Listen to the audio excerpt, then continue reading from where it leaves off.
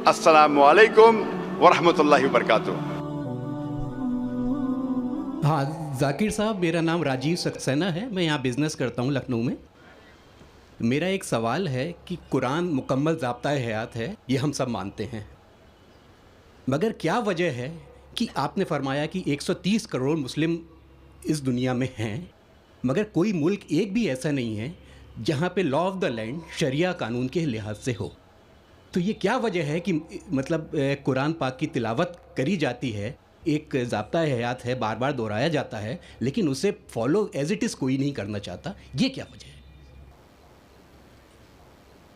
राजीव भाई ने एक अच्छा सवाल पूछा कि 130 करोड़ मुसलमान हैं दुनिया में, कई मुसलमान ममालिक है, बट कई भी मुल्क में इस्लाम की शरीयत पूरे मुकम्मल तौर से अमल में नहीं आती, अमल नहीं होती।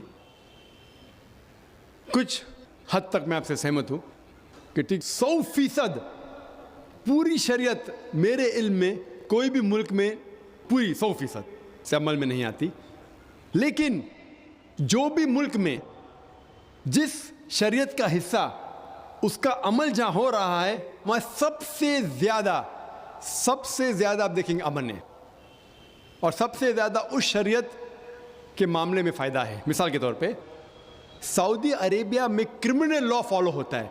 जो क्रिमिनल लॉ है, जिसे कहते हैं कि जहाँ तक सज़ा का, कोई भी अगर कोई गलती करता है इस्लामिक शरीयत में सज़ा होती है, वहाँ सबसे ज़्यादा अमन है। मिसाल के तौर पे लोग ये कहते हैं कि इस्लाम मज़हब दहशत का मज़हब है, जब भी कोई चोरी करता है तो उसके हाथ काटे जाते, कैसा मज़हब है? मैं ये कहता हूँ कि बाकी दिगर मज़ाहिब अच्छी बातें कहते हैं, इस्लाम अच्छी बातें कहने के अलावा किस तरीके से उस चीज़ का अमल हो सकता है उसके बारे में ज़िक्र करता है। मिसाल के तौर पे हर मज़हब कहता है कि चोरी मत करो, हिंदुइज़्म भी कहता है, क्रिश्चियनिटी भी कहती है, हम देखें तो इस्लाम भी कहता है। लेकिन इस्लाम में ये फ़र्क है कि ये कहने के बाद कि चोरी मत करो, ये तरीका बताता है कि किस तरीके से माशरे में चोरी नहीं हो सकती। इस्लाम कहता है कि हर अमीर इंसान जिसके पास 85 ग्राम सोना से ज़्यादा दौलत है, 7.5 तोला सोना से ज़्यादा दौलत है, उसे हर साल 2.5% ज़कात देना चाहिए। अगर हर अमीर इंसान ज़कात दे तो गुर्बत दुनिया से हट जाएंगी, मिट जाएंगी। कोई भी इंसान कभी भी भूख से नहीं मरेगा। इसके बाद अल्लाह ताला फरमाते हैं सूरह माइदा में सूरह नंबर 5 आयत नंबर 38 में, आयत नंबर 38 में, कि कोई भी अगर चोरी करता है, चाहे वो मर्द या औरत हो, चोर या चोरनी हो, सज़ा के तौर पे उसके हाथ काट डालो।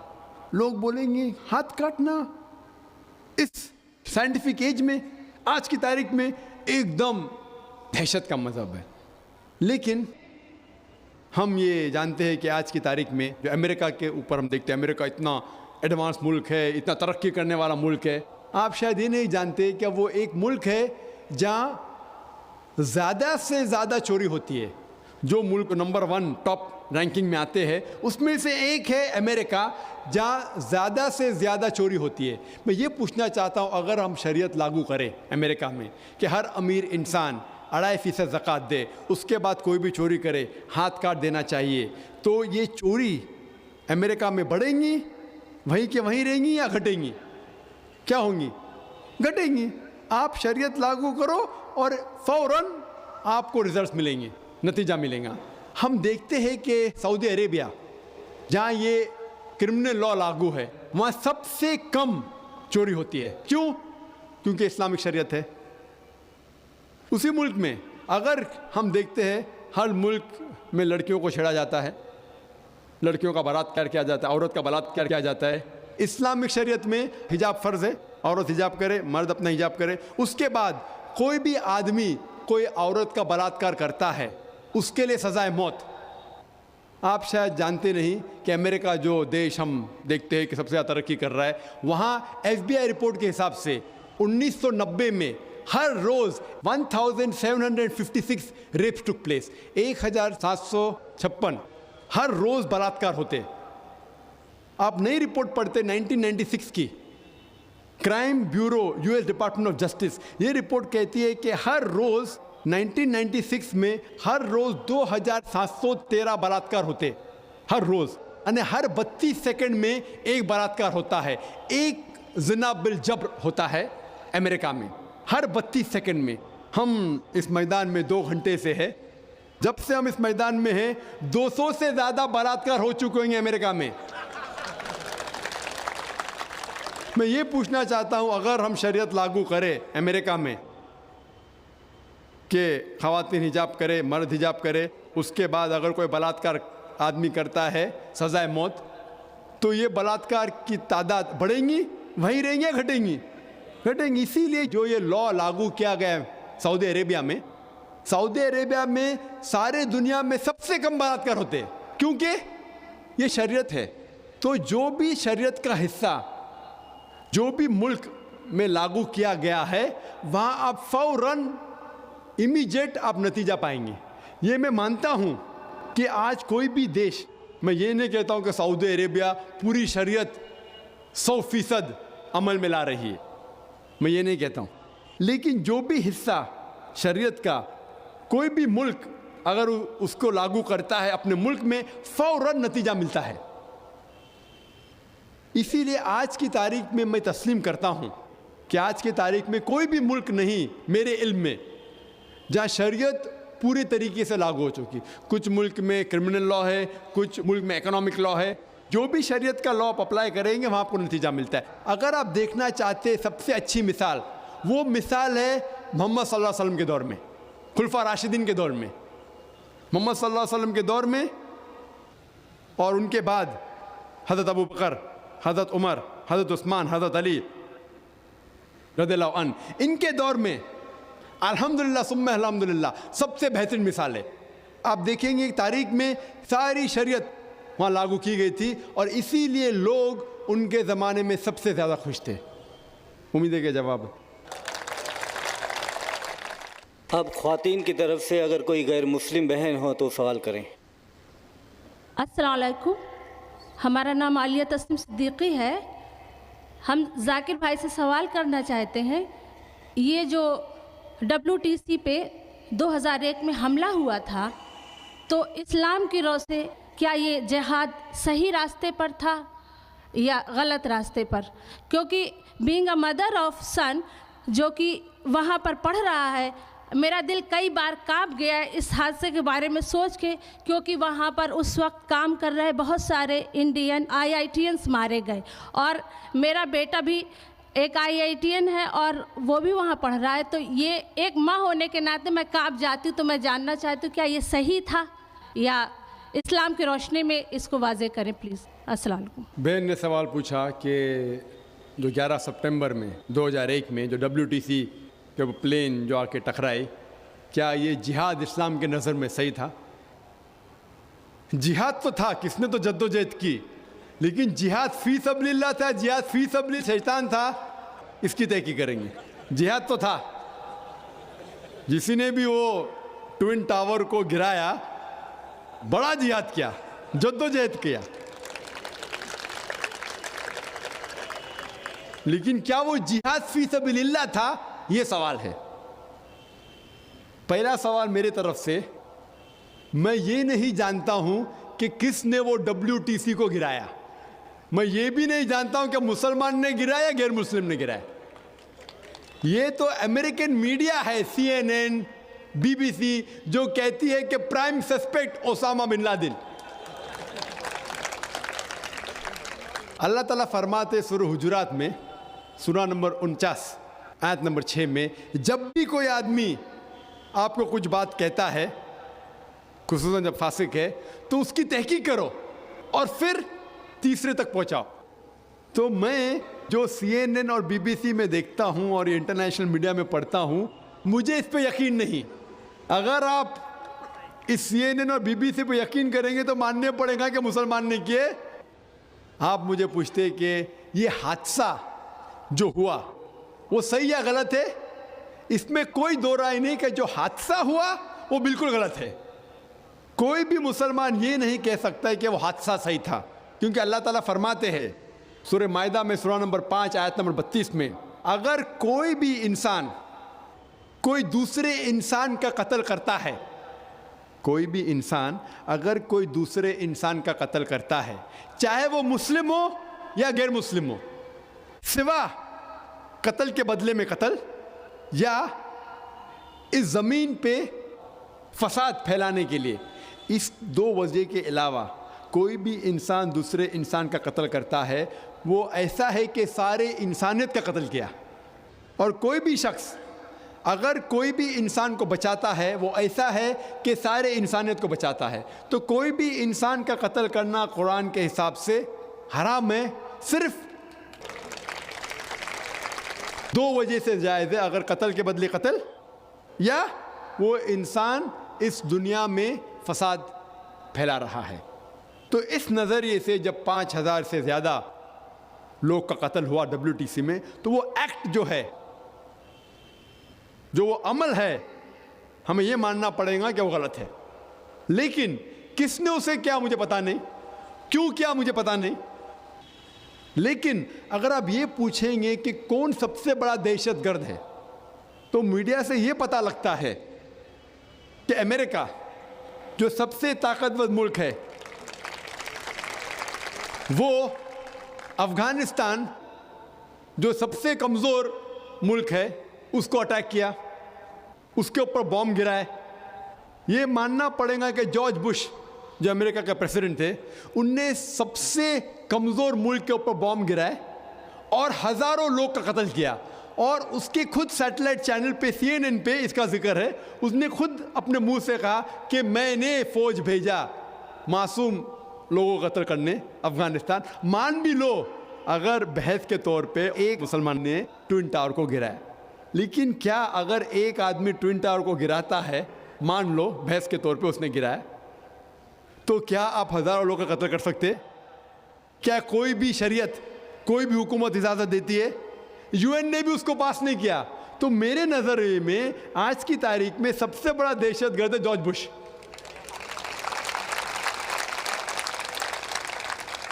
ہم دیکھتے ہیں کہ عراق کے اندر اس نے کہا کہ weapons of mass destruction, weapons of mass destruction.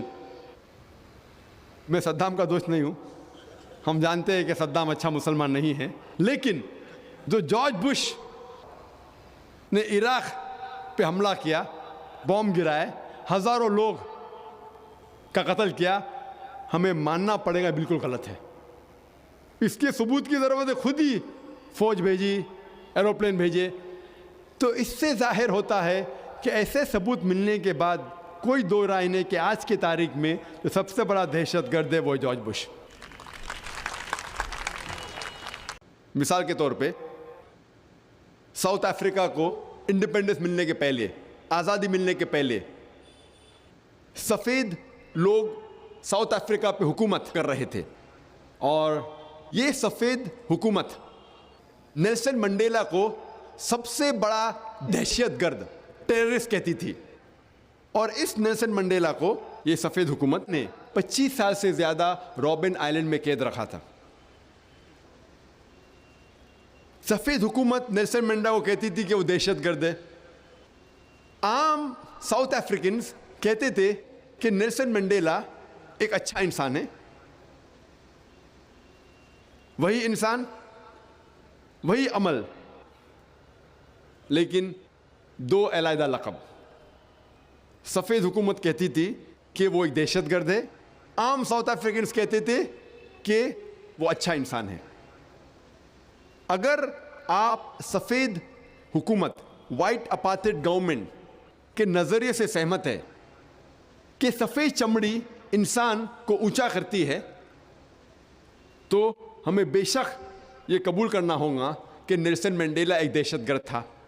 لیکن اگر آپ عام ساؤتھ افریقنز کے نظریے سے سہمت ہے کہ چمڑی کا رنگ انسان کو اونچا یا نیچا نہیں کر پاتا، جس طریقے سے اللہ سبحانہ وتعالیٰ فرماتے ہیں سورہ حجرات میں، سورہ نمبر 49 آیت نمبر 13 میں اللہ تعالیٰ فرماتے یا ایھا الناس انا خلقناکم من ذکر و انثی وجعلناکم شعوبا وقبائل لتعارفوا۔ ان اکرمکم عند اللہ اتقاکم ان اللہ علیم خبیر. اے انسانوں، ہم نے تمہیں ایک جوڑے سے پیدا کیا ہے، آدمی اور عورت کے، اور آپ لوگوں کو قبیلوں میں بانٹا ہے تاکہ آپ ایک دوسروں کو پہچان سکو، نہ کہ آپ ایک دوسروں سے نفرت کریں. اور آپ لوگوں میں سے سب سے بہتر انسان وہ ہے جس کے پاس تقویٰ ہے. اللہ کے نظر میں، اسلام کے نظر میں کوئی بھی انسان اونچا یا نیچا جات پات سے نہیں ہوتا، چمڑی کے رنگ سے نہیں ہوتا، مال سے نہیں ہوتا، دولت سے نہیں ہوتا، جن سے نہیں ہوتا، لیکن ہوتا ہے صرف تقوی کے ساتھ، خدا کے خوف کے ساتھ، اچھے اعمال کے ساتھ. اگر آپ اسلامک نظریے سے سہمت ہے کہ چمڑی کا رنگ کوئی انسان کو اونچا یا نیچا نہیں کرتا، تو ہمیں یہ قبول کرنا پڑے گا کہ نیلسن منڈیلا دہشت گرد نہیں تھا، وہ اچھا انسان تھا. اور ساؤتھ افریقہ کو آزادی ملنے کے بعد چند سال بعد وہی شخص نیلسن منڈیلا کو نوبل پرائز ملتا ہے. نوبل پرائز ساری دنیا میں امن کا سب سے بڑا ایوارڈ، اسے کہتے ہیں نوبل پرائز فار پیس. وہی شخص جس کو 25 سال قید کیا گیا تھا اور 25 سال تک کہا گیا تھا کہ وہ دہشت گرد ہے، چند سال بعد اسے ایوارڈ ملتا ہے نوبل پرائز فار پیس. ساری دنیا کا سب سے اونچا ایوارڈ امن کے میدان میں وہی شخص کو ملتا ہے. تو ہم دیکھتے ہیں کہ وہی شخص، وہی عمل، لیکن دو علیحدہ لقب. اسی لیے لقب دینے کے پہلے ہمیں یہ جاننا ضروری ہے کہ کس وجہ سے وہ انسان جدوجہد کر رہا ہے. آج سب سے زیادہ غلط فہمی جو اسلام کے متعلق ہے وہ ہے لفظ جہاد. لفظ جہاد کے متعلق سب سے زیادہ غلط فہمیاں ہیں. یہ غلط فہمیاں صرف غیر مسلم کے درمیان نہیں ہیں، لیکن مسلمانوں کے بیچ بھی ہے. غیر مسلم اور کئی مسلمان یہ سمجھتے ہیں کہ کوئی بھی جنگ اگر کوئی بھی مسلمان لڑ رہا ہے، چاہے وہ ذاتی فائدے کے لیے ہو، چاہے اپنے نام کے لیے ہو، چاہے مال کے لیے ہو، چاہے طاقت کے لیے ہو، اگر کوئی بھی جنگ کوئی بھی مسلمان لڑ رہا ہے اسے کہتے ہیں جہاد. یہ بہت بڑی غلط فہمی ہے. کوئی بھی مسلمان کوئی بھی جنگ لڑ رہا ہے، چاہے وہ ذاتی فائدے کے لیے ہو، چاہے مال کے لیے ہو، نام کے لیے ہو یا طاقت کے لیے ہو، اسے جہاد نہیں کہتے. جہاد آتا ہے عربی لفظ جہادہ سے، جس کے معنی ہے to strive, to struggle. Urdu میں ہم کہیں گے جد و جہد. جہاد کے معنی ہے جد و جہد. اور اسلام کے پس منظر میں اگر کوئی شخص اپنے نفس کے ساتھ جد و جہد کر رہا ہے صحیح راستے پہ آنے کے لیے، اسے کہتے ہیں جہاد. اگر کوئی انسان جد و جہد کر رہا ہے معاشرے کو سدھارنے کے لیے، اسے کہتے ہیں جہاد. اگر کوئی شخص جنگ کے میدان میں اپنے آپ کو بچانے کے لیے جد و جہد کر رہا ہے، اسے کہتے ہیں جہاد. اگر کوئی شخص ظلم کے خلاف لڑتا ہے، جد و جہد کرتا ہے، اسے کہتے ہیں جہاد. جہاد کی معنی ہے جد و جہد، صرف جد و جہد. مثال کے طور پہ اگر کوئی طالب علم، اگر کوئی اسٹوڈنٹ اپنے امتحان کو پاس کرنے کے لیے جد و جہد کر رہا ہے، اسے عربی میں کہیں گے کہ وہ جہاد کر رہا ہے. جہاد کے معنی ہے جد و جہد. اور لوگوں کو غلط فہمی ہے، غیر مسلمان کو بھی اور مسلمانوں میں بھی، کئی مسلمانوں کو، کہ جہاد صرف مسلمان ہی کر سکتے ہیں. اللہ سبحانہ و تعالی قرآن مجید میں کئی جگہ ذکر کرتے ہیں کہ غیر مسلمانوں نے بھی جہاد کیا. اللہ تعالیٰ فرماتے ہیں سورہ لقمان میں سورہ نمبر 31 آیت نمبر 14 اللہ تعالیٰ فرماتے اے انسانوں ہم نے تم پہ فرض کیا ہے کہ آپ اپنے والدین کی خدمت کرو، اور آپ کی والدہ نے آپ کو تکلیف کے ساتھ پیٹ میں رکھا اور تکلیف کے ساتھ جنم دیا اور دودھ پلایا۔